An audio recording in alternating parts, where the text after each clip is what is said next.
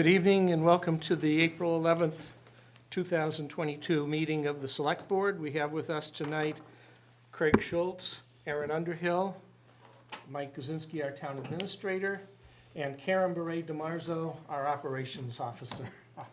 So, welcome everyone. We have a number of things on the agenda tonight, though most of it will be discussing the finalization of the warrant articles. However, first we're going to start with what's called the approval of the Murph Challenge Fundraiser. And for that, I'm going to ask Detective Gonzalez to come up and talk with us. Whichever is most comfortable for you. Hello. Good evening.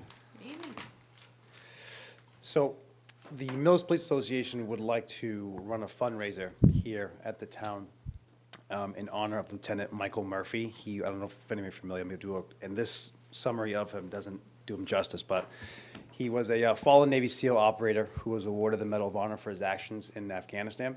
The movie Lone Survivor with Mark Wahlberg and all that, most people are like, oh yeah, I get it. He was one of the characters portrayed in that film. So the Murph Challenge, Murph is short for his name, Lieutenant Michael Murphy.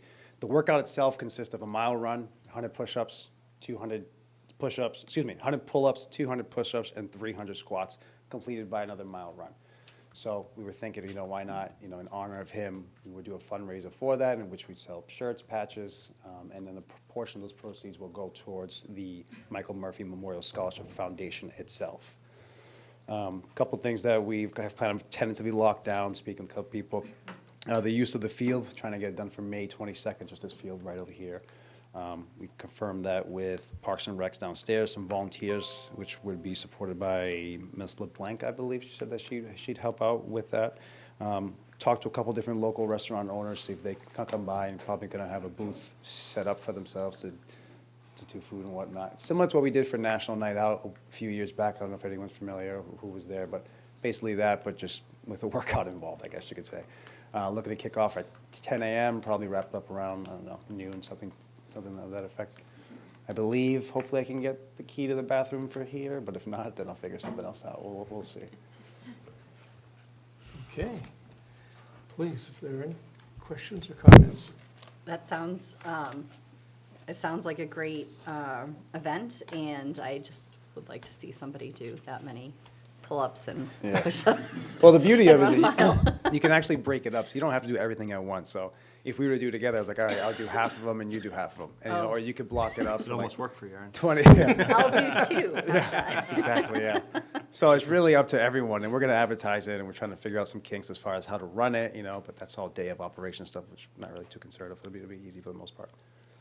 Yeah, I went to National Night Out, and that was well-received, and it was a great event, and everybody, a lot of people came out for it.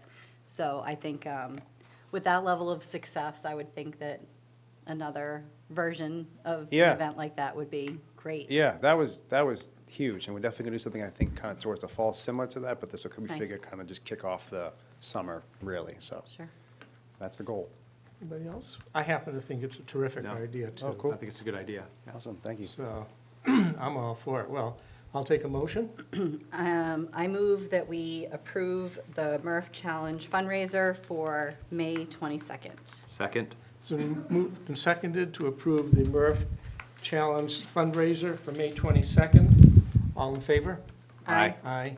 Opposed? Motion carries unanimously. Awesome. Go forward. Thank you guys so much, appreciate it. Thank you. And thank you for all that you're doing.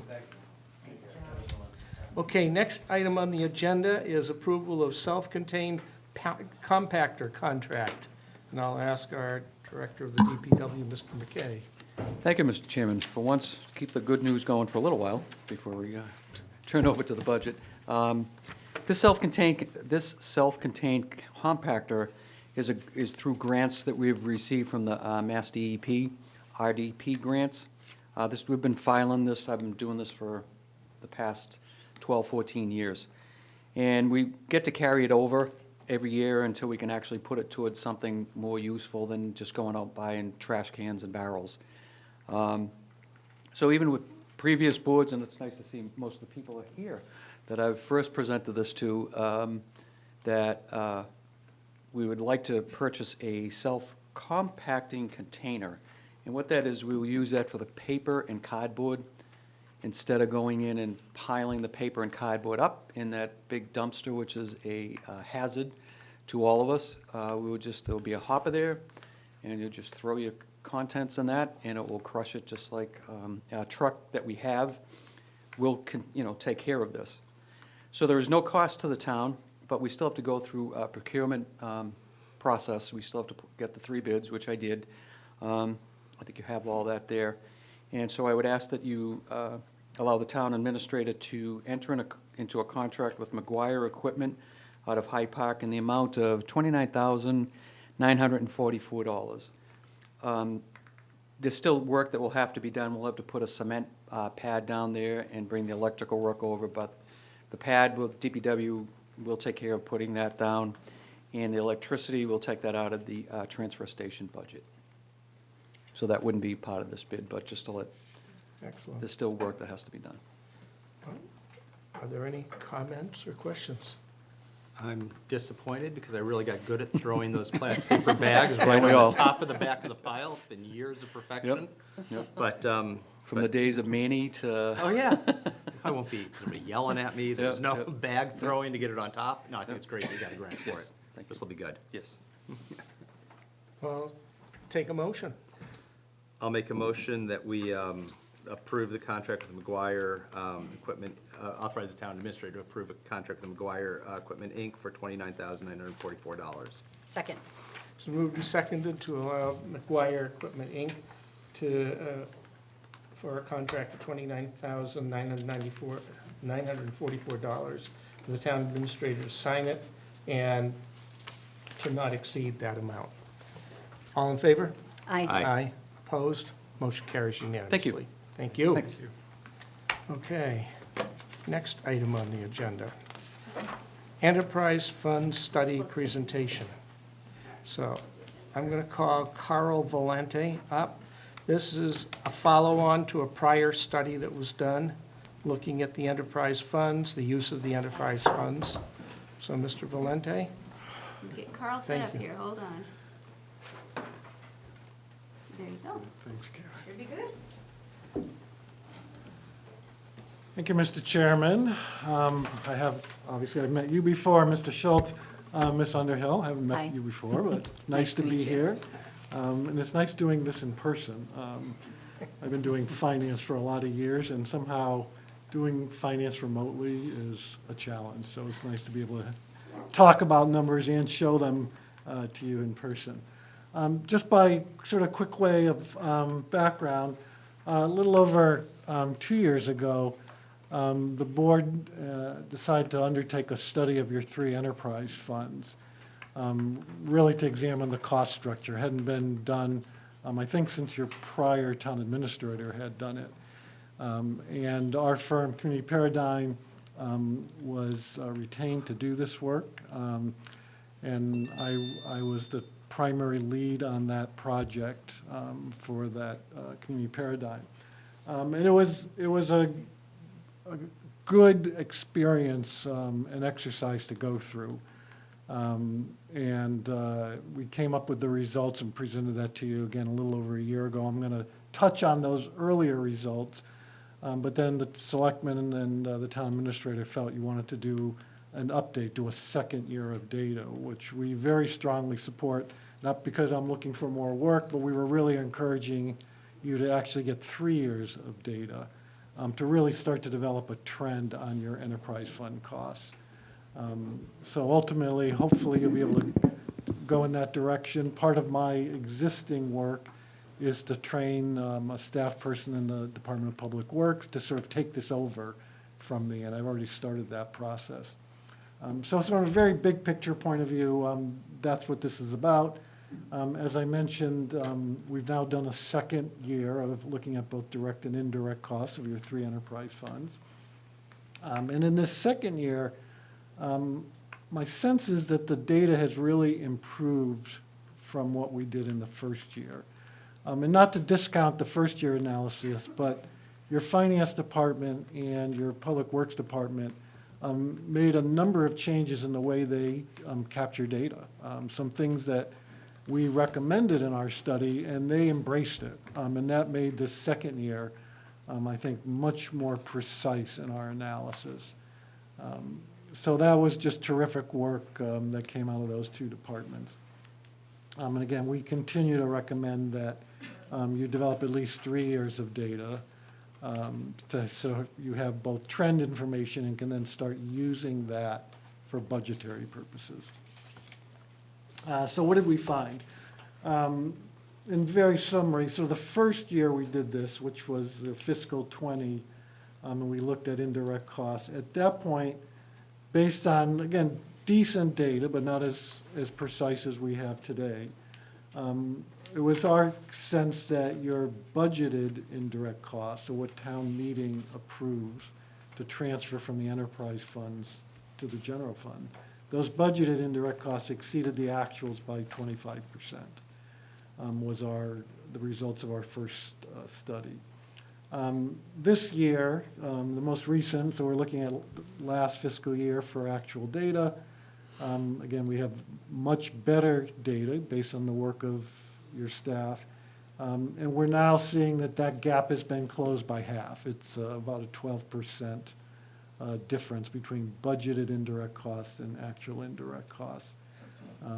So our recommendation has not changed, that we want to suggest you look at a plan for bringing the two in line with one another over some reasonable period of time. And later on in my presentation, I'll talk to you about 3 different models that I know you have in your handout, but go over 3 different models that you can consider for bringing your budgeted and actual indirect costs in line. So the summary is, we now have 2 years of data. We've looked at both the water, sewer, and stormwater enterprise funds, particularly focusing in on indirect costs. And this is probably apparent to you, but maybe not to people who are listening, why the importance on indirect costs as opposed to direct costs.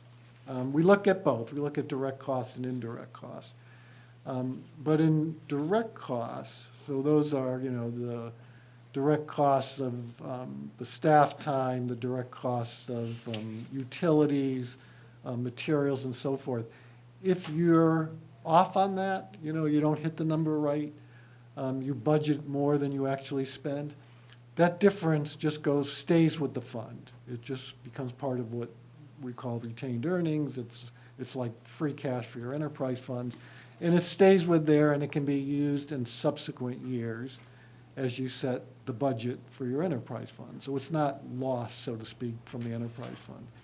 Indirect costs are a little different, however. Once town meeting votes to transfer that money, that goes to the general fund, and it stays there sort of forever until it gets closed out to free cash or just the end of the year closeout. So indirect costs are much more important type of analysis to do.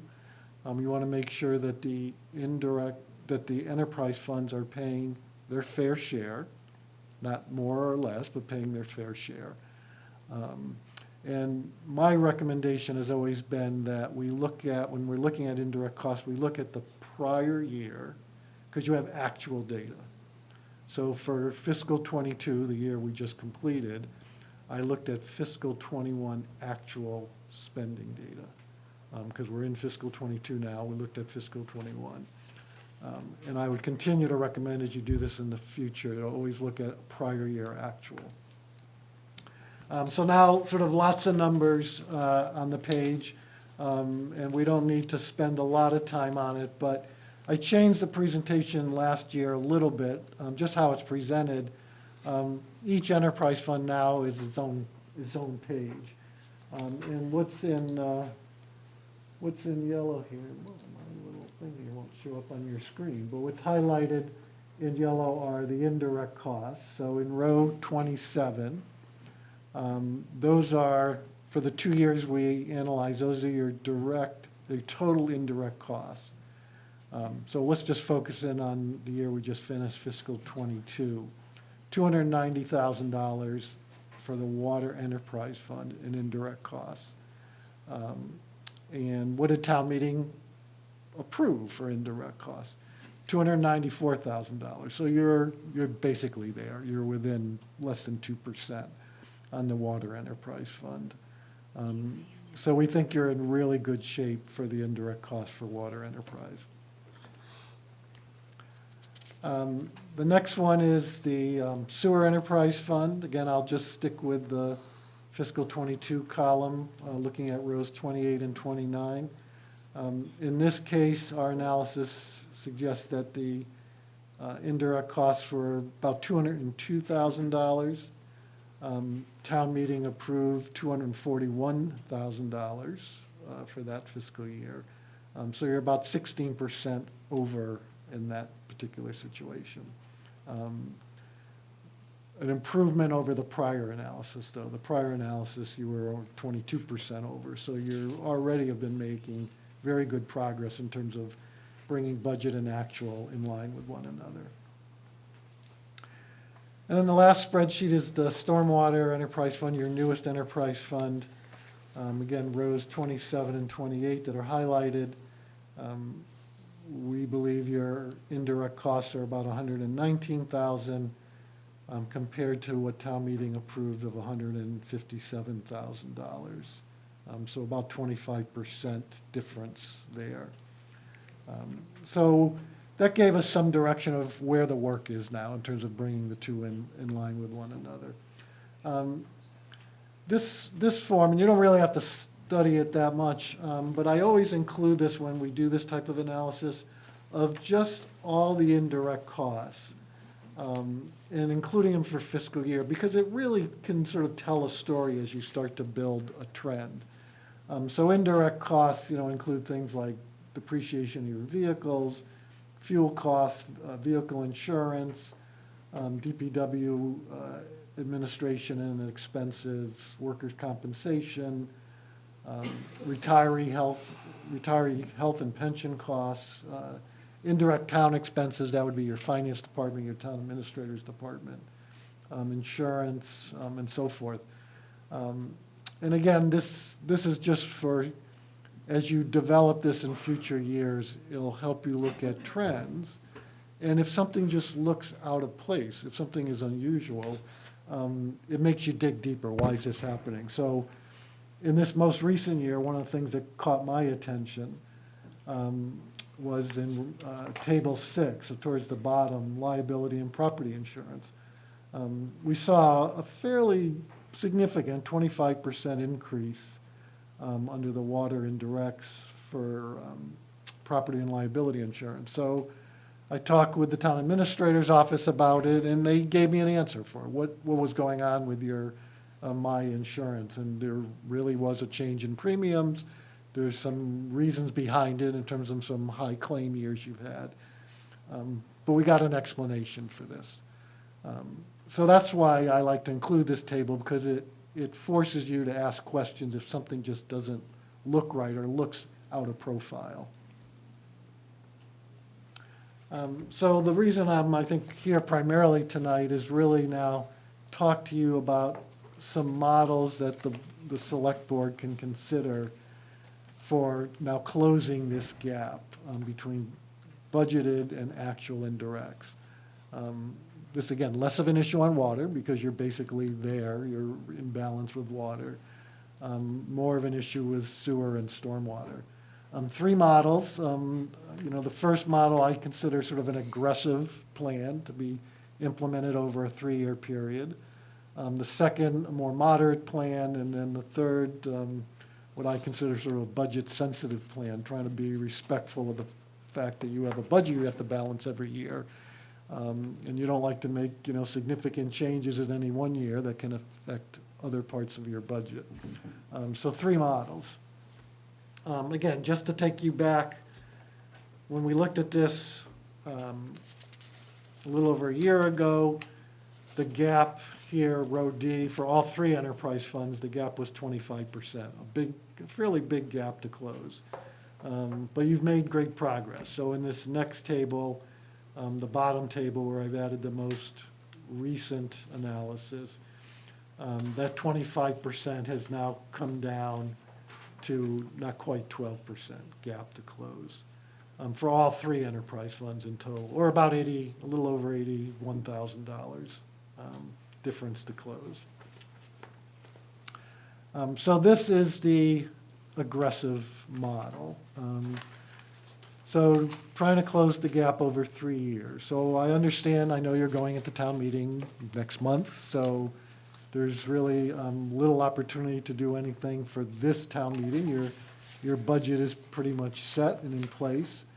The green in the column that is pink, but there's a green, that's water, because again, you're already sort of solved the problem in water. But for the other two enterprise funds, we did some modeling over how over a 3-year period you would bring those two into line. So I had to make a couple of assumptions. One is how you could change the amount town meeting approves transferring from the enterprise funds to the general fund. So in year 1 of the model, and this is I'm looking at row 4, you would actually decrease the amount town meeting transfers by 2%. Year 2, you would do the same thing, another 2% decrease in what town meeting transfers. And then in the third year, where you'd come into balance, it would only be a 1% decrease. We also had to look at what we expected indirect costs to change during that same 3-year period. And looking at the components of your indirect costs and knowing that you have a budget guideline of overall general fund budgets not increasing by more than 4%, I modeled this at indirect costs where I think conservatively would increase 4% the first year, 3.5% the next 2 years. If that happened by the third year, you'd be in balance with those projections. And then did the same thing with stormwater, again, looking at rows 7 and 8. Again, this is a little bit larger reduction in the town meeting transfer from the enterprise funds to the general fund. In year 1, a 6.5%, in year 2, a 5.5% reduction, and then a third year, 5.5%. In terms of what we actually expect indirect costs to increase over those 3 years, same model. We're not changing the percent increase in the model. We still think that it's relatively conservative and reasonable that your indirect costs would increase, between 3.5% and 4% over that 3-year period. The next model, and I won't take you through the detail because it works the same way, but this is the 5-year, the moderate implementation plan over 5 years. Again, in water, you've already met your threshold, and everything would come in balance in year 5. If you follow the sort of percentages that we've suggested. And then the last model, the budget-sensitive model over a 7-year plan, it allows you to make changes much more modestly. The budget, we assume, stays the same. The budget will increase between 3.5% and 4% a year, so that doesn't change. But allows you to sort of reach that equilibrium by year 7. So suggested next steps for you to consider. First is for you to evaluate the 3 models, and discussing it with your town administrator and finance staff, make a determination of at least which model you think is doable for the town.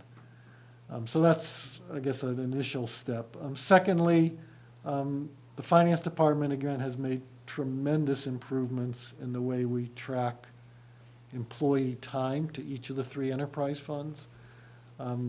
They'll continue to make improvements there in that what they call the employee self-service. So I think when you do this analysis next year, you'll have even better data than I had this year to do the analysis. The finance department is also making improvements in the way they track licenses, that your DPW employees receive certain stipends. for holding certain licenses. They're almost all related to water licenses, but there's a couple of other types of licenses. And again, they're making improvements in the way they both budget and do the accounting to better track that data, so we capture that data more accurately. We have a pretty good proxy that we've used based on their work. I think next year you'll have even better data on something that's a pretty significant cost, employee license stipends. Number 4, we've suggested to your DPW director some changes in the methodology for both budgeting and tracking for fuel and maintenance costs, which I don't want to speak for him, but he feels is very doable and thinks he could again make that change starting next year. Number 5 is partially my responsibility to sort of now hand this work off to your staff so that you can undertake this analysis next year for fiscal '23. It will provide you with a third data point, which I think will be very helpful, particularly when you look at the other 2 data points. The first data point we had, the first year we did this analysis, was the COVID year, when a lot of your staff, DPW staff, were working 1 week on, 1 week off. So, that had some data analysis issues by itself. The most recent year we had some impact from the DPW building project that you're wrapping up, where some of your staff was pulled off of their regular work to work on the DPW project. So I think the third year, and I understand you'll be taking a water treatment facility will be in works, but I think you'll get, again, better data as you undertake the third year. And hopefully, with a third year of data, you'll then be able to look at starting to use a rolling 3-year average as you both budget and ask town meeting to transfer the indirect cost allocation. And lastly, whatever model you think makes most sense, revisit that every year to see how are you making progress, the progress you thought you were making. You may end up making progress faster than you anticipated, and you can adjust one of our 3 models, whichever one you end up selecting. But to revisit this isn't a sort of a static type of analysis. It's something that needs to be revisited on a regular basis, just like you would any other budget. So I got to do all the talking up to now, and thank you for paying attention and following it. I'm happy to answer any questions or help you with any other issues you may have about this. I do have a few, but I'm going to open it first to my colleagues, so Aaron or Craig. Well, thank you for the work on it. It's helpful to look at. I just have a question, so I'm fully understanding it. If you go back to the 5-year plan just for a moment, I just want to make sure I understand it, not to argue or discuss a plan. If I look at year 3, it looks like it'd be like $18,000 off. I'm just adding up the 12,234, the 12,024, and subtracting the 6,500. Did it in my head, I get about 18,000. Is that right, that that's the gap at that point for that year? Or am I misreading this? No, so the gap for sewer and stormwater is 18,000. Or it's 24,000 less the 6,000. That's You're the sort of 18, you're to the good on water. Yeah, so, Yeah. but in total, we'd be 18,000 off plan. 18 off, yeah. Okay, I was just trying to get an idea of how aggressive is, and Yep. 18,000's not a whole lot. No. Well, I mean, well, let's put it this way. having done a lot it's- of budgets like you Yeah. have, 18,000 is 18,000. It's, yeah. No, it's a number, but it's not hundreds, it's closing Yeah. quicker than I anticipated. It is. And we could discuss, the loading, whether we front load a little bit more, depending on the year and how we work our way through it. Not to hash it out and decide tonight, obviously, because we want Carol involved, and this is a meeting in itself. But the numbers aren't, the numbers are closing, which is good, and it's not it's moving in the right direction in the 3 or the 5-year plan. I would argue that I would push for the 3 or the 5. I think the 7 is too long, and I'd look at possibly accelerating based on actual, revenue that comes in if we have to do something to fix it quicker, and we have the revenue to do that might be worth considering. Aaron? Thank you for putting this together. I would agree with Craig. I personally would probably lean towards a 3-year, Yeah. but I don't think I have any other specific questions at the moment. Okay, I think, from my perspective, I think the analysis looks good. There are some questions I have about how the indirect costs are derived in terms of the loadings and the amounts that are charged with respect to the need for staff to support certain things, just to be available. But those are details that we'll have to get into when we begin looking at the entire budgeting process. I tend to agree. I'd prefer 3 years. I don't know if it's attainable, given our budget situation at this stage, and that's something we're going to have to look at as to whether the more moderate plan over 5 years makes a little more sense for our town, based on our budgeting needs at this point. You've done a lot of detailed work. I'm looking forward to seeing some of the details behind what we're seeing right here. I think that we are all making some assumptions at this stage, because you have the data, we need to see that data. So I'll look forward to that in the very near future.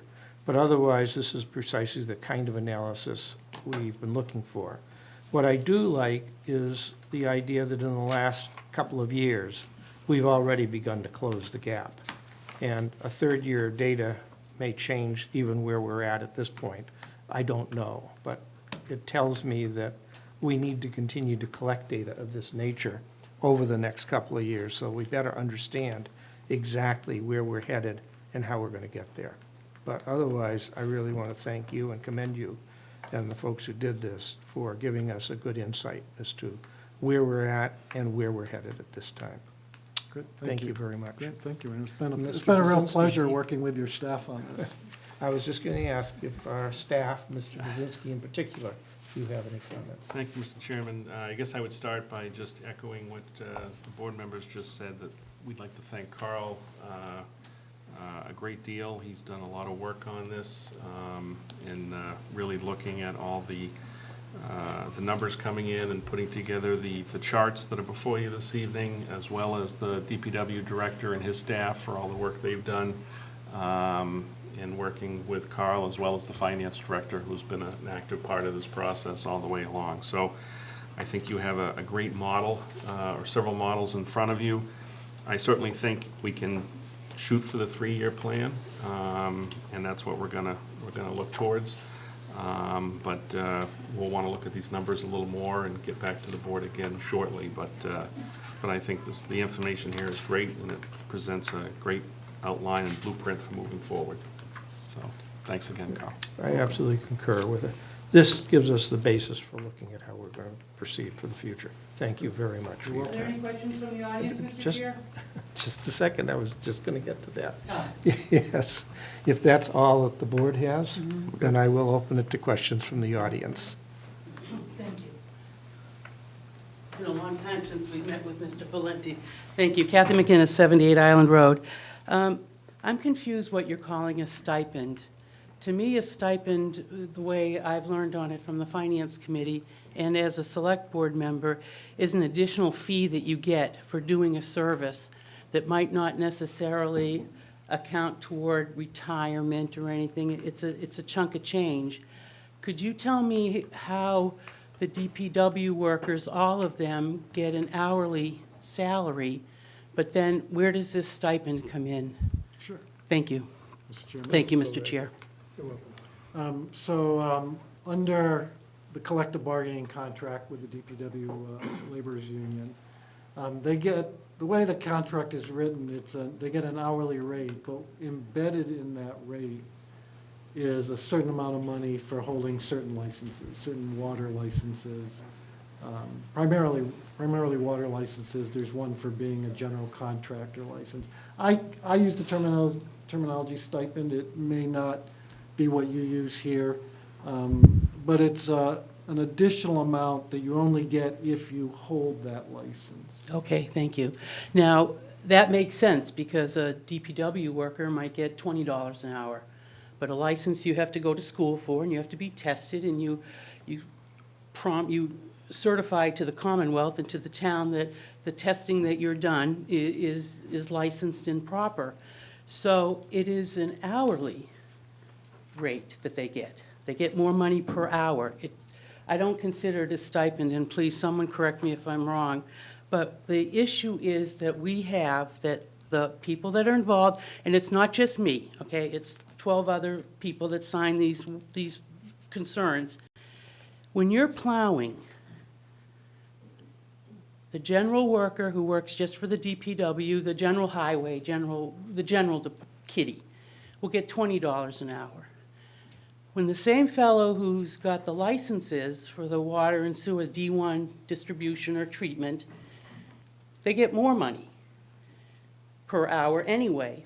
So when they're plowing, they're getting more money than and from what I hear, and through the chair, if the town administrator or the finance director could correct me, that extra money that the water or sewer employee is making while plowing comes out of the water and sewer funds.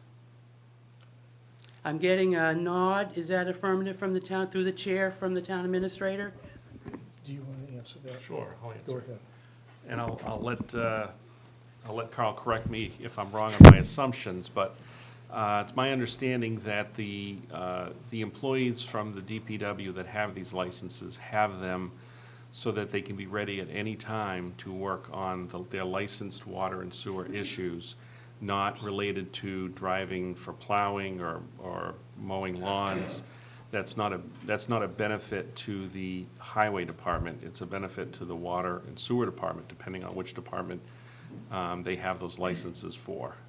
So the way that it's generally looked at, and I'll defer to Carl because he has more experience in a number of towns in looking at these things, is that these hourly stipends, if you want to call them that, are for the benefit of those water and sewer enterprises so that they can use them at any time they're needed for those purposes. And then let me just, I'm sorry, Mr. My experience as well, that you're paying those employees for having those licenses regardless of what other activities they may be doing. That's the concern that we have, Mr. Chair, is that why should the water and sewer ratepayers, I'm asking a question, I'm posing a question through the chair, why should the water and sewer ratepayers be paying to plow the roads? I see $50,000 in overtime for indirect, is that what why is water and sewer I getting? think those are questions we'll have to get into when we begin doing the analysis of this. Can we get into it now? No, we're not going to get into it now. This is an informational session, and we appreciate what Carl has presented. We need a time to get into it and go into the details of how it's going to be functioning. Does anybody else Thank you. here have any, Kathy? questions? Ms. McGinnis, Okay, I'm please. sorry, I must have lost the election where we appointed a king.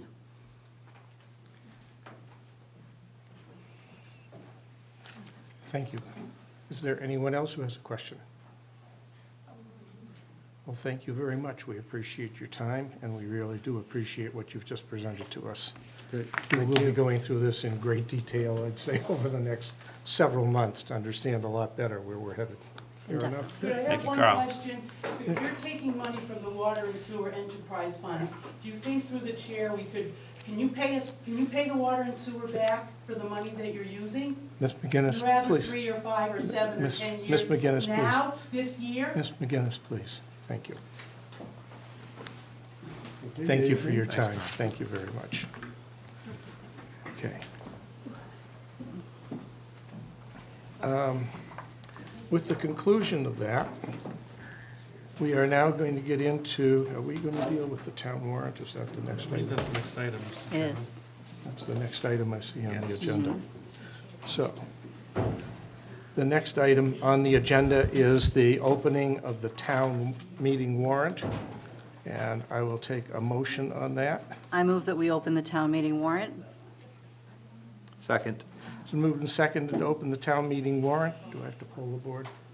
No, I don't think so. All in favor? Aye. Aye. Aye, opposed? Okay, the warrant is now open. I will say that we will be discussing very specific articles in the town warrant I don't believe we're going to go through every article tonight, are we? It's really up to the board. Yeah, There's only one that I I was just personally gonna need to say, touch upon, Mr. The Chairman. first one we want to touch upon will be the one that you've just brought up, and that has to be discussed. For the board members, I will say, if you have any specific articles, we will definitely discuss those. And most of our discussions, and I'll try to identify which ones as we get to them, will be for discussions within the board only, Okay. okay? But that's the way we'll move forward tonight. Mr. Kaczynski, you have an article. Thank you, Mr. Chairman. Actually, I just have one recommended change from the annual town meeting draft warrant, as you last saw it, and that's actually for Article 13. That is the capital article. I did have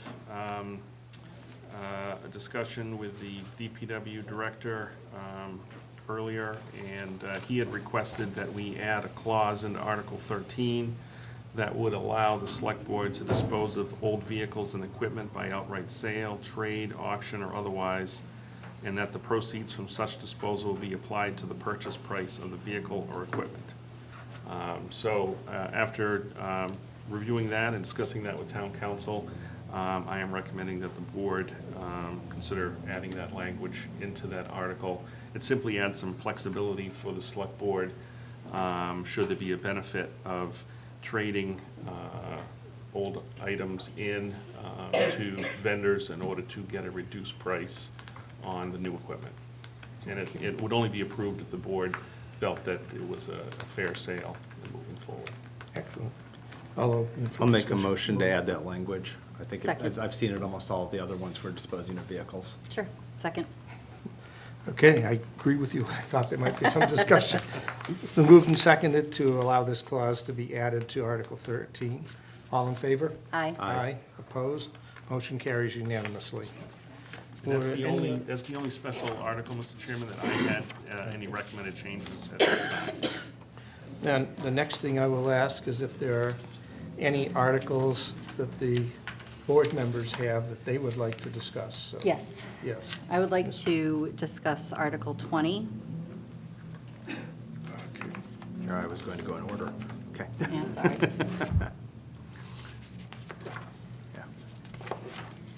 Okay. Please go forward and, Okay. Actually, I'm going to start with a motion, and then we can have a discussion, I guess. I move that we remove Article 20 from the town meeting warrant. I'll second that. okay, there's time for discussion, and I'm going to have some discussion Sure. on this one. Yep. Article 20 deals with something that I think we have to reflect on before we vote, and that is, there was a duly constituted commission put together a few years ago to review the charter and to come up with recommendations.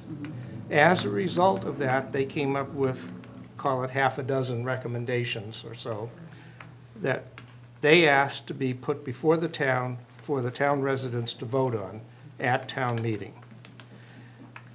I think that if we're going to have special groups of people in town spend their time, putting their time together to try to come up with things that we request of them, that we have an obligation to those residents to allow them to have the opportunity to have the town vote on what they chose to proceed with. And so to that end, I feel very strongly, and this is my personal opinion, that whether I agree with the article or not is of very little consequence. What is of consequence is that the community has an opportunity to discuss the article that was put forward by members of the community and to vote it up or down based on that discussion. I feel that's part of what a democracy is about. It's part of what our town meeting is about. So to that end, I feel very strongly, whether or not I concur with the specific article, they spent the time putting it there, and I, for one, feel it should remain there. So that's my view. Do you want me to, you can go next? Yeah, I guess my concern with it is, I change my mind on this one like every week. Sometimes I'm in favor of 3, sometimes I'm in favor of 5. I can't come up with a strong argument for 5 except for more diversity of opinion. I absolutely am not buying into the argument that'll make life easier. I think it's going to actually make it far more complicated. I think that I can't go into the argument that, I do think there's a diversity of opinion we could get that if we had 5 would be better. But I guess my real question on it, and the reason that, if this were to pass at town meeting, would it then go to the ballot, or would it go directly to the state legislature? Yeah, I'm going to comment, I think I'm correct on this, but correct me if I'm wrong. I believe the procedure is it goes first to the state legislature. If they approve it, then it has to come back to the town for a vote, if I'm not mistaken. Mr. Chairman, I've seen the state legislature in the past require a local vote, but by the language in this article, it doesn't actually require a local vote. Okay. So it wouldn't necessarily require a ballot election to pass if it got approved through special legislation. As I said, in the past, I've seen cases in other towns I've worked in with special acts where the legislature requires that, but it's my understanding that there are cases where it doesn't require it. So I could not say for sure if it would be a requirement under this article. I did talk with town council, and I was led to believe, and I may have misinterpreted, that we could, in fact, put it to a vote as a result of whatever the state legislature's action was, but that's what I understand. Well, if it's not going to go to a vote, then I am, cancel.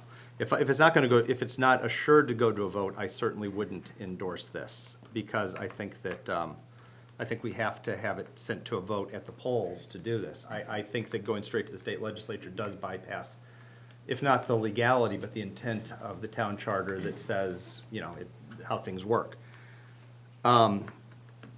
So I guess that was my first reason for removing it, to try to get clarification around that. I don't want to bypass the polls. If this was written in a way that didn't bypass the polls, I would be a little more open to it. But really what it comes down to is the only way we're going to get a 5-person select board in the near future is if it does go to the legislature. So the question, when I was originally put it on there, it needed to be without forming a charter committee, the only way to get to the 5-person is send it to the legislature. But I wanted to make sure we had a vote locally first. And since I'm getting mixed messages on it, I don't want to chance this passing with a slim 2/3 majority at town meeting and then going directly to the legislature. I want it to go to the polls. And if it was written in a way that did that, I'd be more inclined to leave it on. But right now, until I know that it's going to go to the voters first, guaranteed written into the language, I'd remove it until I can come back with that surety. Can we make modifications at this stage? I would be hesitant to make a And request that the modification town without a council, lawyer. Yeah. Review it, because his comment to me very specifically was we could, in fact, have a town vote on it. So that's what I need to get clarification on. Okay, well, I can communicate with town council and ask if they could come in before the night is out. He said he would make himself available. I know he did. Yeah, Would you try to do that? sure. Thank you very much. But, Actually- okay, go ahead, please. No, because that was my first procedural concern. And the second one was, I just don't know if it's needed, and that's what I keep coming back to. And I also think that there's so much confusion on it, even tonight with us, that I don't think it stands much of a chance. And I don't think you can keep bringing it back as we go forward. I think it has to be done once and done right, and that's my concern. So to speak to my intent with making the motion to begin with, while I appreciate the Charter Review Committee and what they had in front of them as a project, and what their feedback was, I personally do feel that this already went out for a vote. It was on another town meeting warrant, and while all of the items were grouped together into one article, which might have been an unfortunate decision at the time, the argument about this particular piece that was presented at town meeting to me was completely fair. It's in black and white on the home rule charter, and that was a pretty hard argument for me to kind of go against. While it might be legal for us to do it this way, and it will accomplish it'll accomplish the goal of the suggestion of the Charter Review Committee. I think with that information before us from the last meeting, I don't think I'd want to proceed with that. My personal opinions about 3 versus 5 members, as Craig said, I have a different opinion each time I think about it, I suppose. I don't necessarily think it would make life easier. Maybe it would. But in terms of accomplishing that, given the argument presented before, I just don't think it's worth pursuing in this fashion. Yeah, and again, that goes hand in hand what I'm saying. If it clearly said it had to go to the vote and basically followed the intent of the home rule charter, I'd have an easier time with it. But I think what Aaron said was perfect. You know, that we voted this once as is exactly, with no assurance that it's going to the poll and it didn't pass. I'd rather get it squared away and done right. Mr. So, Chairman? I have, go Yeah. ahead. I'm sorry. Town council said he could be here in about 20 minutes if you'd like him. Okay, we'll or- defer final discussion on this until he gets here. I will make a comment from my perspective, and I could only view what happened, and I apologize, I couldn't be there. I felt that it was not, in fact, a complete debate on this article or any of the other sub-elements of the article that was presented at the fall town meeting. That in fact, it was an article that could have been divided, and then each element could have been taken individually. But that vote and that discussion was precluded because of the peremptory motion that was made up front. I'm not saying that's wrong, that's not my point.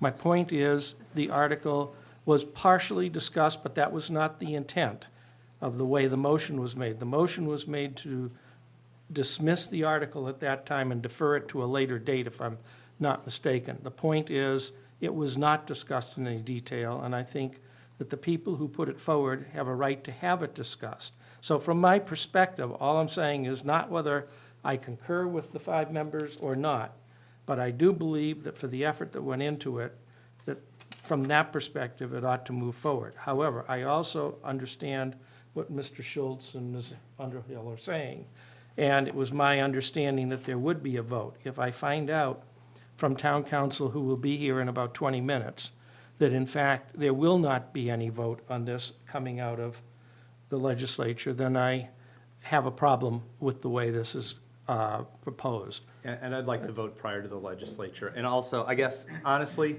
at this point, because I've asked that same question repeatedly and I've gotten the answer, we don't have to have a vote. Not that we can if we choose, but the answer's always been we don't have to. Right. When it's come up before. And to me, I think we're at the point where, I don't think I'm going to change my mind. I seconded Aaron's motion. I think that at this point, it's problematic to have it on the warrant, you know? Normally, as I said, we weren't going to take, but I will allow, if that's okay, one, please, Mr. Chairman, I just want to be clear, if we're going to allow one, we got to allow comments for on the other any ones. comments I on this think- particular item. Okay. That's the one we, I just have one question. yes. I thought that you couldn't bring back to back if it was substantially the same. Does splitting these out make it distinctive enough to bring this the next year? I thought that was a thing. Is that a thing? Mr. Chairman, I mean, ideally, I'd like to defer this to town council, Yes. but I can, my understanding of this is that this item was postponed indefinitely. It wasn't voted down. Got it. Therefore, it's not subject to that delay. But I'd certainly be happy to defer that to Okay, thank Attorney you. Talaman Yeah. when he Yes, arrives. well, I do want to defer this until he arrives. I can pretty much, okay. I understand where we're both coming from. I just, I think it might be a wasted trip. I think it's taken 2 bites of the apple too quick, as Ellen's saying. I think there's no substantial changes. I think there is no reason to believe this is going to advance. And once we do it this second time, we're not bringing this back. This is it for the last and final time. And I don't think we're giving it, whether you agree or disagree, I don't think we're giving it a fair hearing. I think it's going to break down on procedural moves again, like it did last time. Nothing inappropriate about that. But I think that it needs clear clarification from day one that the process this is going to, because I've been under the impression that this was going to the legislature, no need for a local vote. okay, let's wait and Yeah. see. I'm going to ask Mr. McCaffrey, you have a comment.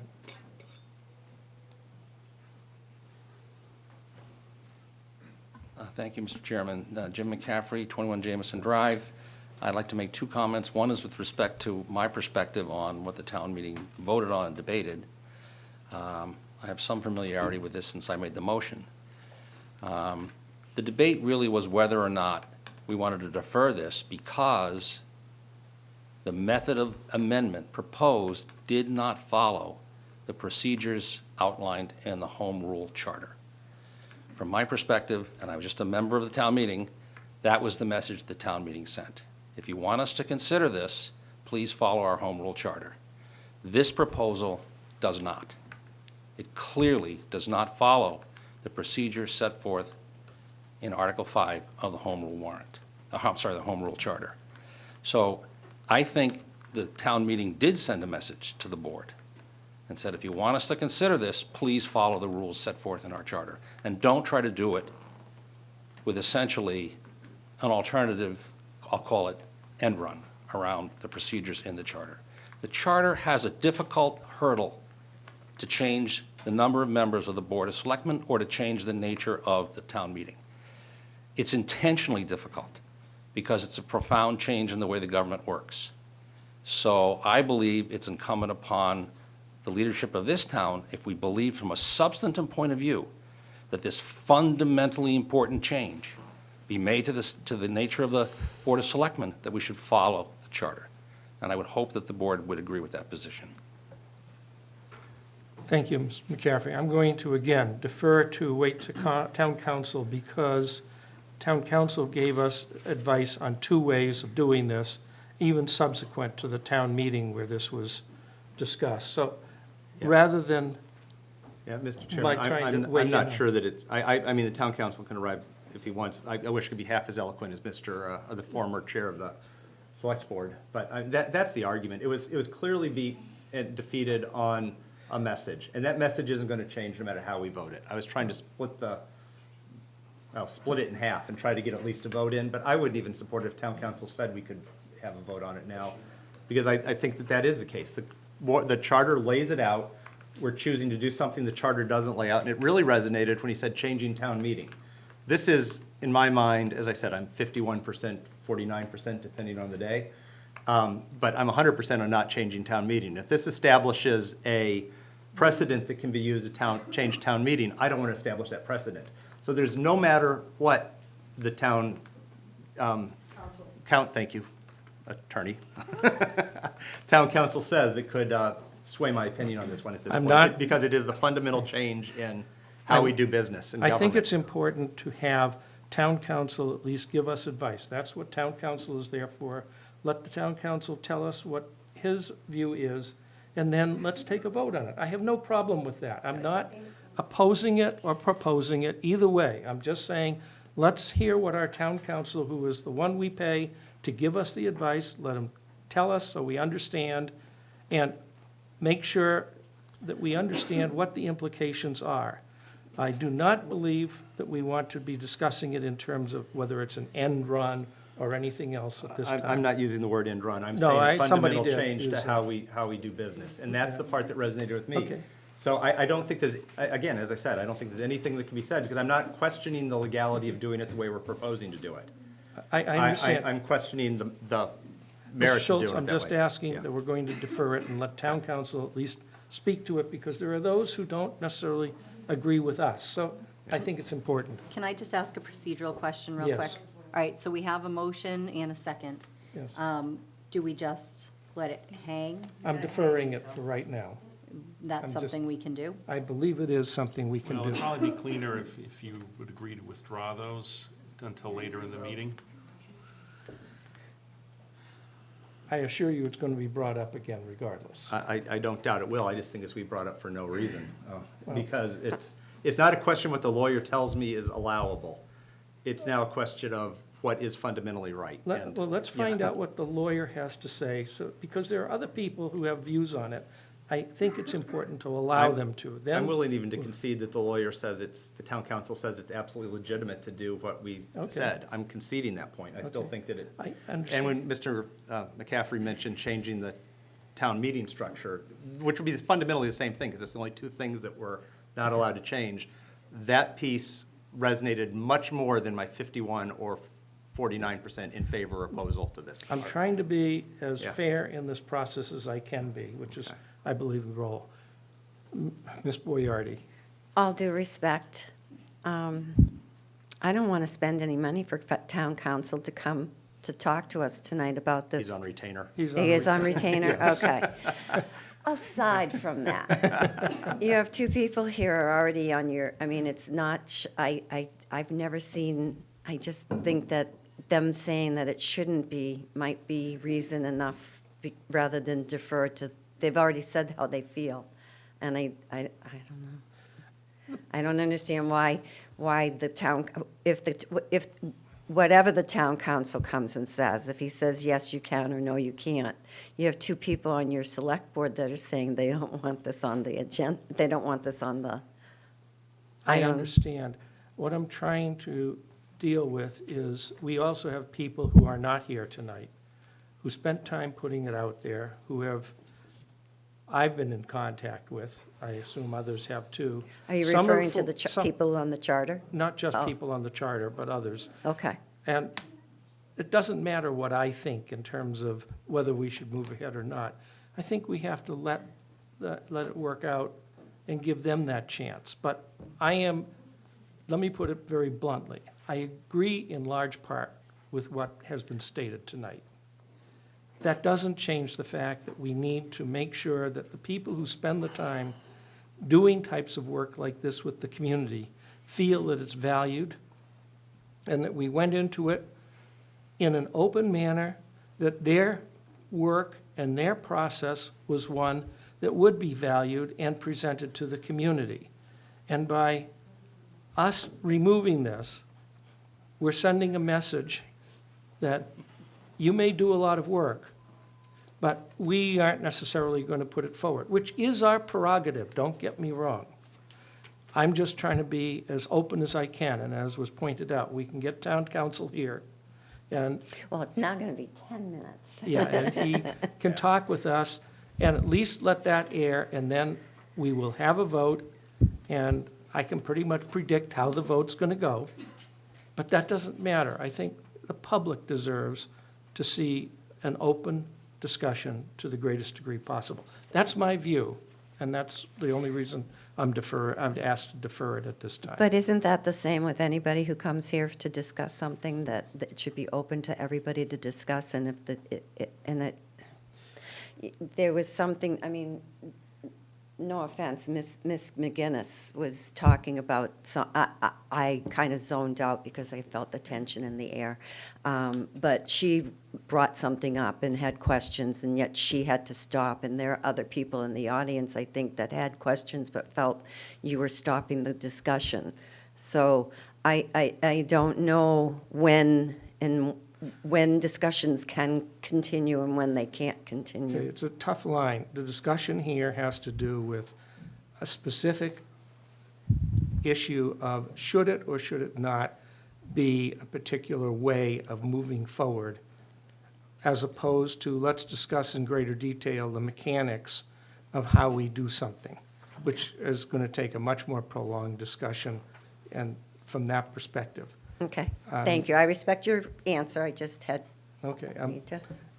Well, that's, okay. as we Go. await legal counsel, should we move on, I Can we- guess? Can we move on? I'd make a motion to remove Article 21 as well. Second. And the reason I'm making a motion to remove Article 21 is it was there as a legacy when we had the whole town administrator's job description in the, not job description, but position requirements, regulations, and restrictions as part of the charter. We've gotten rid of that, and this really basically, aside from the adding that the select board appoints the police chief, fire chief, and director of public works, is an article that isn't relevant anymore. And I was on the charter review committee. This was put in to specifically carve things out when we had the town administrator's position in the charter. Now that we've removed the town administrator's position from the charter, this really isn't needed anymore. And I just figure if I can trim 20 minutes off town meeting, I'll be a hero to at least somebody. So, I don't think the trimming time off town meeting is the proper answer. well, I but mean, this is an article without a purpose at this point. I will ask the town administrator if you have any comments on this, since it directly affects you. Well, it does, I mean, it does remove the appointment power of the town administrator from a couple of additional positions, the police chief, the fire chief, and the director of public works. So I would just say, just as a clarification, it would make the select board the full appointment authority for those positions, versus the current methodology is that appointment is made by the town administrator and ratified by the board. So that's the change. So really it really up to the board, how the board best sees this policy moving forward, whether that process and those decisions should be made directly by the board or by the town administrator with ratification by the board. So, May I ask a question, or are you still? Please. Yeah, Am I I interrupting you? was just going to Okay. address. Go ahead, Aaron. Oh, Who's He's still talking. Yeah, I was going to say that's the other piece, too. I see no reason to turn the police chief, fire chief, and director of public works into political, appointed by this board. I think they work for the town manager, and that's who they should work for. And that's who should hire them, and we should ratify. We have the ratifying authority. I don't want to dilute the ability of our town administrator. And those were not in the original draft that came out from the committee. Those were added later, after it came up to the select board. So this has been modified somewhat. I mean, I don't think they were in there, at least. I don't recall them being in there. Well, But, If I may, yeah, Go ahead. I have the charter up, yeah, and it doesn't mention. it is almost the same exact thing, almost, except for the police chief, fire chief, director of public works, and town auditor. I would argue the town auditor should stay. If any, but I'm not going to argue keeping it for just that one piece, because the auditor should work for the select board. But other than that, I'm not going to argue a change for that one item. So basically, what you're saying is, we remove this, but if we want to make a change on the town auditor at some subsequent time, we should do so. I think historically, the board has voted to contract with Yeah. the town auditor. Yes. I think perhaps the search process was done by my office, but the actual appointment is done by the town auditor and by the board of the town auditor. And I don't think that process would change necessarily. Yeah. That again is to keep the independent nature of the financial checks Yeah. with the board. Yeah, I select several audit candidates, and my board that I work for picks the one they want to use. Well, I think- So I think that's the same process. think I think we've had some very, go ahead. I think my big question here is, looking at the charter as it exists, and then looking at this, especially since you mentioned town auditor, is it risky not to pursue putting town auditor in there, or is this really kind of insignificant? I think at this stage, we're dealing with an inconsequential change for Okay. the time being. All right. That would be my And since we have to view. approve the spending for it in the contract, we approve You'd the have to contract sign the anyway. contract Yeah. with the The auditor. key here is, it's not what was originally proposed, if I'm correct, by the Charter Review Committee. It's morphed into something quite different. And overall, it's not something that seems satisfactory, particularly in the way it's written at this time. Yeah. So, it's been moved and seconded, so I'm going to ask for a vote. All in favor? Who seconded? I did. You did Yes, second, she okay, did. sorry. Aye. Aye. Okay, the vote there is unanimous. Article 21 's So been it's going to be removed. removed from the articles. Mr. Chairman? Yes. Since we're waiting on council, I did request that the police chief come in this evening. Oh, yeah, He that has was the one. graciously come in to share some of his evening with us. I'm sorry. And this was in regards to Article 9. I know there have been some questions about security.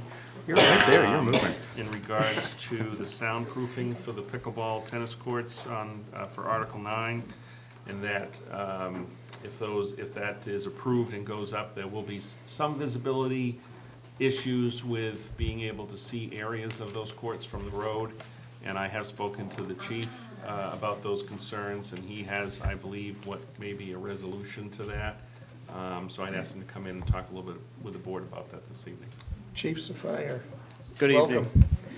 Welcome. Last week, I met with the local security company to take a walk and assess the pickleball area.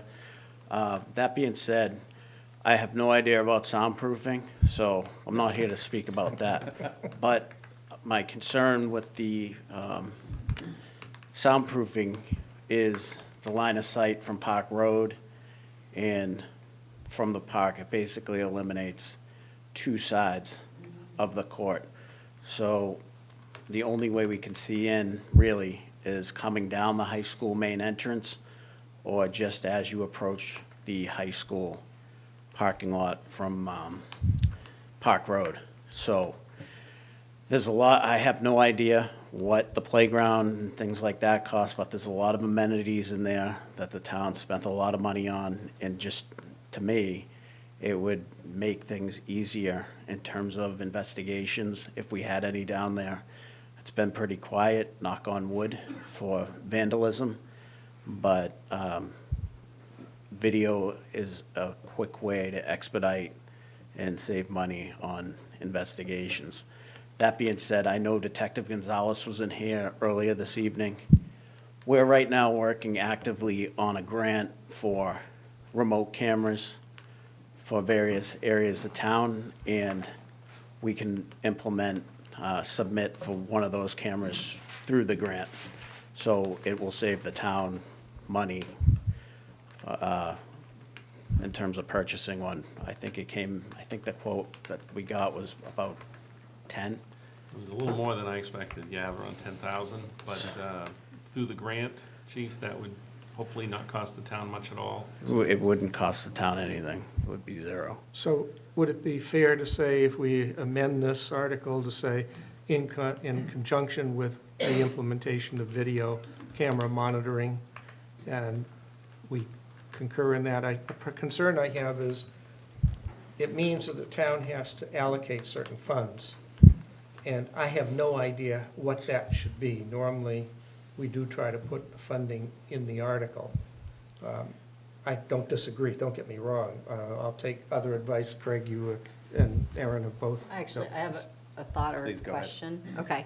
I don't even know if this is something that could or should be discussed right now, but does, perhaps the school has some kind of current surveillance that might extend in that direction?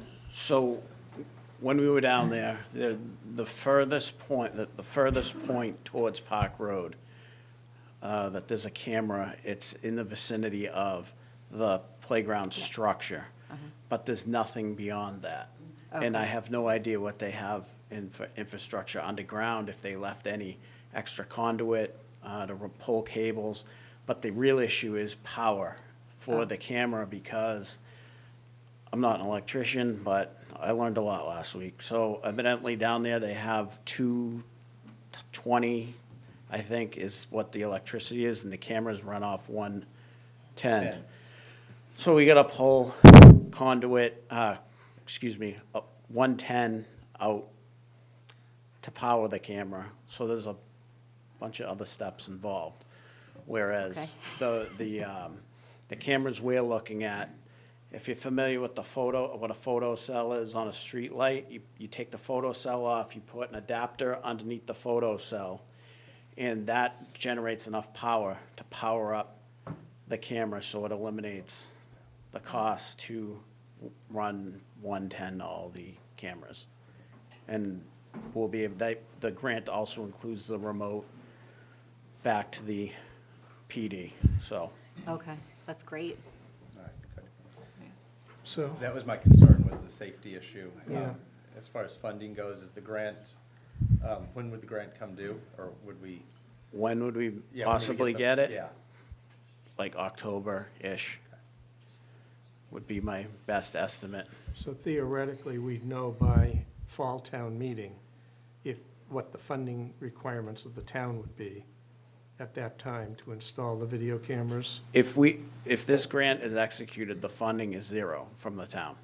It's covered 100%. Okay, So we just have to get it we awarded. just have to wait for it to be awarded. So, So do we want to go ahead. I'm sorry. So logistically, if this is something that is put forth and voted upon at town meeting, and then they go ahead and implement it, let's say in May, Are there any ideas in the meantime? How are you, can your staff do some runs by there periodically? Absolutely, property Okay. checks, not a Yeah. problem. I Yeah. mean, we do that now. Okay. The camera's just a really nice addition. Yeah, That's yeah. fine. Okay. Yeah, I'm comfortable with a brief period without it. I think that, I think not having the soundproofing in for the summer season would be A a big deal issue, breaker. yeah. Yeah, so I'm fine with the understanding when we get the grant, we'll get a camera down there.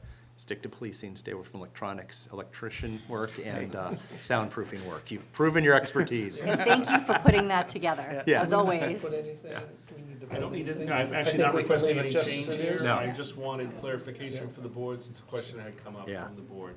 Okay, Chief, is that satisfactory for you? It's great. Thank you very much. Thank you, guys. Really appreciate it. Yes, Scott? Thank you, Mr. Chairman. Scott Fusey, 411 Units. I want to thank the chief for working on that grant.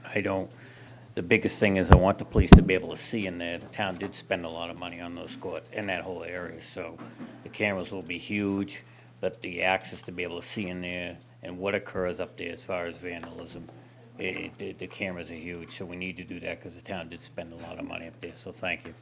Thank you. I think it's also important to note that we're trying to address the issue of the local residents for the Yeah. noise that they were having. Mr. Stedman? It's my understanding, I don't know if I'm right on this, but there's some discussion about putting some landscaping there as well. And I'm just wondering if, in the security considerations, that the chief has looked at that as well. Chief? Can I speak briefly to Yeah, that? go ahead. Just before the chief addresses it? Yeah.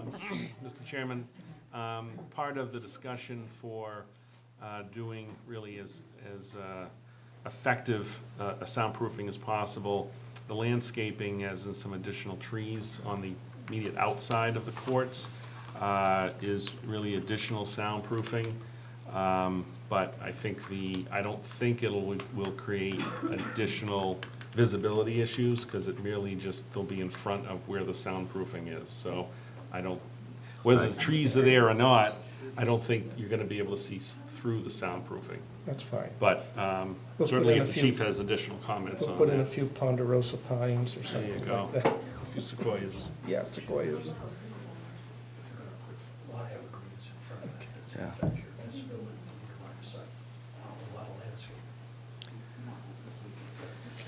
I think I'm going to move on Yeah. to the previous question on the, what was it?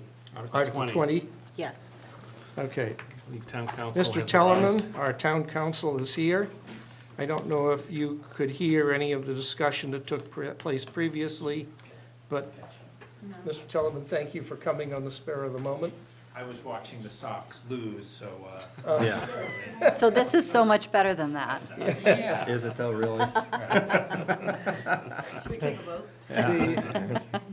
The discussion, I'll try to summarize, has been along the lines of, are we precluding moving forward properly with the desires of the town based on what, the reason they put in the home rule article in the charter? And there's concern that since the legislature, if we were to pass Article 20, and the legislature were to pass it, we don't have anything there that says we will in fact have a vote of the town.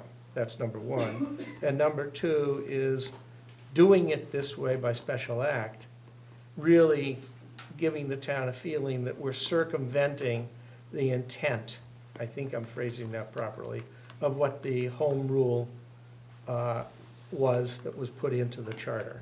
So nuances of the same question.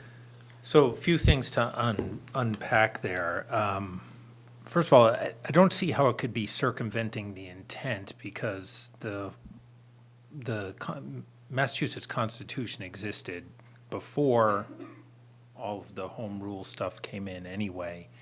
The fact that over time, the special act process has evolved to perhaps streamline the sometimes arcane provisions of original charter adoption are besides the point. I mean, it's hard to read intent as into the Massachusetts statutes. Both are legitimate courses of action. One of them certainly involves more process, and for the purposes certainly of adopting charters anew, brand new charters, it still tends to be the dominant course because it's so sweeping and involves so much. However, over the years, the process has evolved to the point where most towns would opt to go the special act route rather than go the charter route for their amendments. And it is rare, in fact, when I actually see a town utilize the statutory process under Chapter 43B when they could shorten that process by using the special legislation. That said, it's a choice. And that choice is a legitimate choice that people have. And I've heard comments that indicate that there is a more fulsome process under the Charter Commission route, and that is true. However, and getting to your original point, if the concern is that, unlike other charter changes, there is no election process, then the motion under the article could easily have tacked to the end of it that provided that upon approval by the legislature, this be ratified by the voters of the town of Millis, if folks were concerned that it was missing that part of the process. I don't see that as frequently as not, but some towns still do tack that on. Until about 10 years ago, it was believed that that should be the norm. It is less the norm now, but many towns still will add voluntarily the election or ballot process to even a special act charter amendment so as to replicate on some level the process that you would get under a full-blown charter commission process, thereby including a little bit of everyone in the process. Again, it's optional. I see towns do it all the time. Not mandatory in the charter. I don't think it would be outside the scope of the article, certainly to include more process if that's ultimately what is decided is missing from this process. Thank you. Now, I'm going to ask one more time if either of you have any further comments on this. My only comment would be adding that language would make it less concerning to me, but by the same token, I don't like the precedent of changing by going to the legislature for something as important as this or town. The only two things require is going to the legislature, this and the town meeting activity, from what unless you got something else open there. So looking at the home rule charter, when it says charter change, Yep. it sounds like most changes can be made without issue, 2/3 vote. This says specifically, amendments to this charter relating in any way to the composition, mode of election or appointment, or term of office of the legislative body or the Board of Selectmen may be proposed only by a charter commission elected in accordance with the general laws. That one specific item is what is noted there. I understand. That's also that is, and I'm not putting a value judgment on it, that is a recitation of statutory law as well. So I'm not sure, and I wasn't there at the adoption of the charter, that there was a purposeful effort to add additional process. I think there was an effort to replicate what's required under Chapter 43B.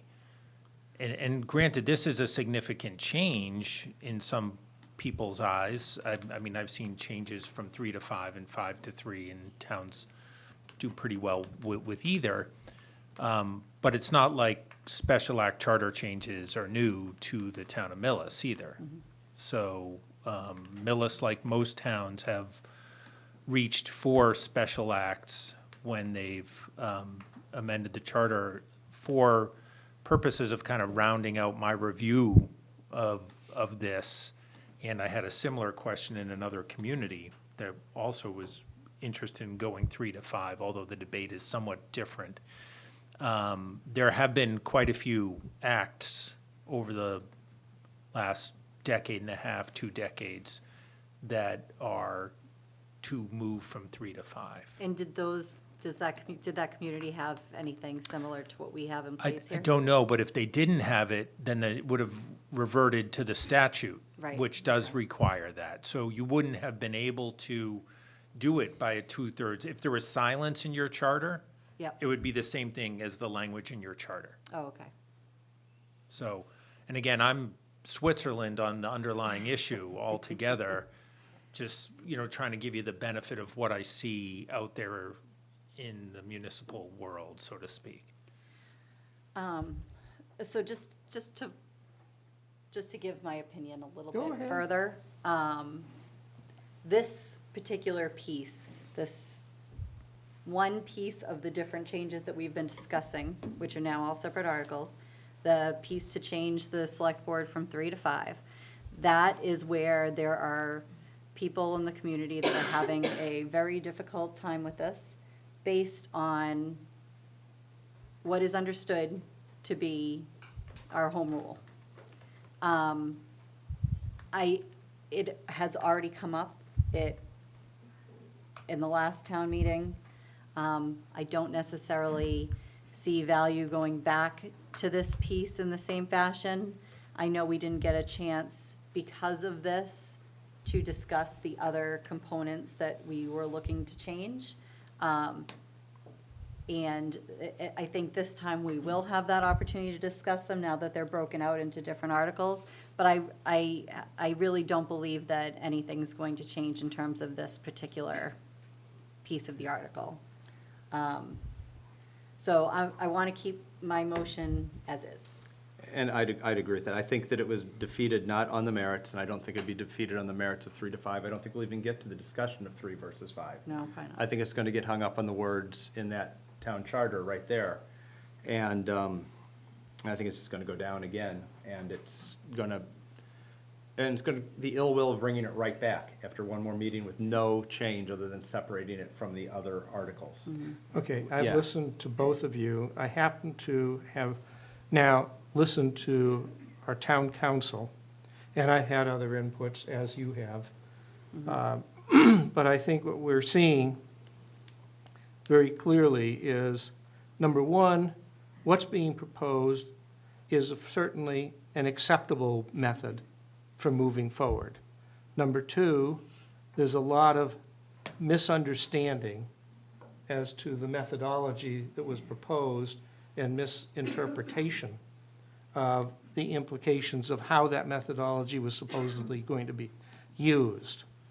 And it is from that perspective that I have had a concern, but it's more clear in my mind tonight, that aside from the fact that we've had members of our community spend time putting forth this particular article, that there's been too much ambiguity, misinformation, misunderstanding of what the implications were as to how this article might proceed. It's one thing to have a debate when you're debating the specifics of the article. It's another to have a debate on form, procedure, process, whatever you will. And I fear that ill will be transferred because of the latter, not because of the former, which was the entire intent of the article. I know I'm wandering all over, and I apologize. But I am concerned in that regard because of what it may mean to the community as a whole. So at this stage, I am prepared to have the vote Okay. and move forward. So I will then make a motion. All in favor of getting rid, I believe that was the motion, right? Of Article 20? Yes, I Of dismiss removing Article 20. Article 20 from the warrant, say aye. Aye. Aye. And I'm voting that way because of what I just stated, not because I necessarily think it's the right thing to do for what has been done thus far. Okay. Other articles that any of you would like to discuss? I am going to mention that there are a couple of petitioned articles. I did represent a letter that I had written for a specific set of purposes. I should have been more clear about trying to amend it and modify it. The royal "we" was in there, but aside from that, it was not something that had been reviewed or otherwise looked at by other members of the board. I did it for a purpose of expediency, which I'm not prepared to go into right now. And so from that perspective, I state it, and that's where it is. Other than that, the petitioned articles have been reviewed by the Finance Committee, will continue to, I think, be reviewed there, but I'm not going to speak for them. And they will do as they're supposed to, whatever that is, with the Finance Committee. Are there any other articles that either of you would like to discuss? I just want to make sure we don't have a problem when this thing goes to press. I'm missing page 19 of my warrant in Yeah, I my just noticed that as package. well. It is a complete warrant, but there was, must have been eaten by the copy machine. I just Oh, got you're worried right. for a moment. We were going to send it out with, Oh, going from yeah. page Okay. It will 18 to not be 20. sent out without those pages, Yeah. I Okay. assure you. Okay. Yeah, I have I nothing, will not be attending town meeting if it is. I have nothing further for Okay. Yeah. articles. Me neither. Yeah. Then I think Yeah. I'll take a motion. Excuse me, Craig, I didn't mean to I cut just, you off. so is it your intent not to have discussion on those two articles tonight? Not discussion on those two articles. May Go I? ahead, please. Okay. I don't know that we need to discuss them. I don't know that, I don't know that the board typically discusses the petitioned articles. The Finance Committee is having Right. extensive discussion because they're going to be making the recommendations, but I don't know that that's something that we need to take up here. Well, I'll continue my individual investigation, and if it comes to speaking at town meetings, I got a few more people to talk to. I just didn't want to pass up the opportunity to discuss it, but if it's not something we're going to take a position on and vote on, and if that's the decision of the chair to not do that right now, and I do concede that we've never taken positions on petitioned articles before. Yeah. I can continue my investigations myself and come up with my own position and speak at town meeting individually if I need to, not as a board member. Yeah, and thank you, Pete, for making it clear that there was no "we" involved in that, because I've been questioned by a lot of people on that one, and and it wasn't Mike and it wasn't the two of us, it was you using the royal "we." Yeah. Yeah. Thank you. Mr. Berube. Good evening. Thank you, Mr. Chair. I am wondering if you could maybe parse this question out, and that is Article 25, Acceptance of MGL Chapter 71, Section 37M, Authorization for Consolidated Town-Wide Facility Maintenance, and give us a little background for the community, and whether, have you already taken this article up? This was, Please. Mr. Thank you. Chair. Thank you. This did come up at the last select board meeting. The town actually accepted this statute a few years ago in relation to the consolidated finance operations between the town and the school. But since we're looking at doing a consolidation of facilities maintenance under MGL Chapter 71, Section 37M, which is basically deals with schools, in order for a school to be able to consolidate services with other aspects of a town government, there needs to be an acceptance of that statute and also an acceptance by the school committee of any agreement. So it doesn't change what was being proposed. It is actually another layer that's required by the state for town authorization to authorize the school and the municipal departments to work as a consolidated unit. So to paraphrase, and just for clarity, this is more the authority to do it. The funding will be done in Correct. Article 3 in the operating budget. This is merely the authorization, similar, I guess, in theory, to the authorization to borrow, and then the Correct. money is in the other part. All right, thank you. Yes. Thank you very much. You're Mr. welcome. Gentleman, for coming this evening. No Could I just problem. ask town council a quick question, please, on something? It's regarding Article 23, Mr. Chair, while he's here. It's the one with the planning board, asking special permits and site plans. I notice, town council, that through the chair, that state statute just mentions special permits. It doesn't mention site plans. So I'm just calling that an FYI. Thank you. Yeah, the site plan doesn't exist actually under the law. It's purely a local creation. And whether or not if a town chooses to attach a special permit to a site plan, they can. Otherwise, it is purely a local device that most towns use, so. Thank you Much to very say much. there. Thank you. Really appreciate that. Of course. Well, if there's nothing more, I'll I take a move we motion. close the warrant. Second. So moved and seconded to close the warrant. All in favor? Aye. Aye. Motion carries unanimously. Okay. On to, excuse me. So now we're going to approve and sign the warrant, and we're going to approve and sign for the town election warrant. So I'll take a motion on the former. I move we approve and sign the May 2nd, 2022 annual town meeting warrant. Second. It's been moved and seconded to approve the signing of the May 22nd town warrant. May 2nd.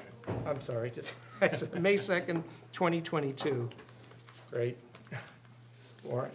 All in favor? Aye. Aye. Aye. Opposed? Motion carries unanimously.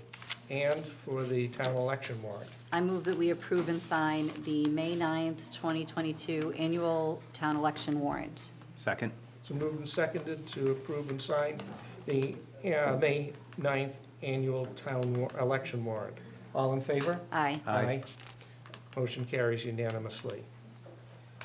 Are there any committee liaison updates that either of you have? Yes. I attended I don't know if it really counts. I attended the school committee meeting, It counts. but there wasn't a quorum. It doesn't count. Then it doesn't count.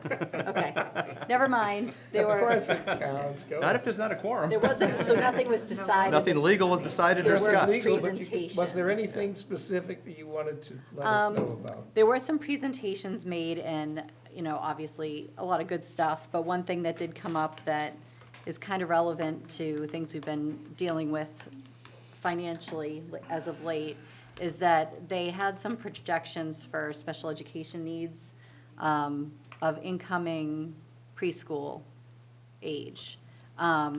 This may necessitate another 2 resources on staff, another teacher and another paraprofessional, and that may be needed for September. So I don't know just yet, obviously they weren't voting on anything, it was just a presentation. If, it did sound like they may be contacting representatives, and I would be interested if they do in looking at what kind of letter they are sending, because I think it would probably be good for us to consider helping support any kind of communication asking for money or support in these areas for the schools, because they are in kind of a hard place. Please keep us apprised of what's going on so we know Sure. how to deal with that. Anything else from anyone? I have nothing myself. Okay. We have approval of the water sewer commitment. Yes, Mr. Chairman, Yes. requesting that the board approve the water and sewer commitment for the month of March 2022 in the amount of $2,256.30. Take a motion. So moved. Second? It's been moved and seconded to approve the March 2022 water and sewer commitment in the amount of $2,256.30. All in favor? Aye. Aye. Opposed? Motion carries unanimously. Okay, and I think that ends it. Are we having? Yes, we do. We will have an executive session.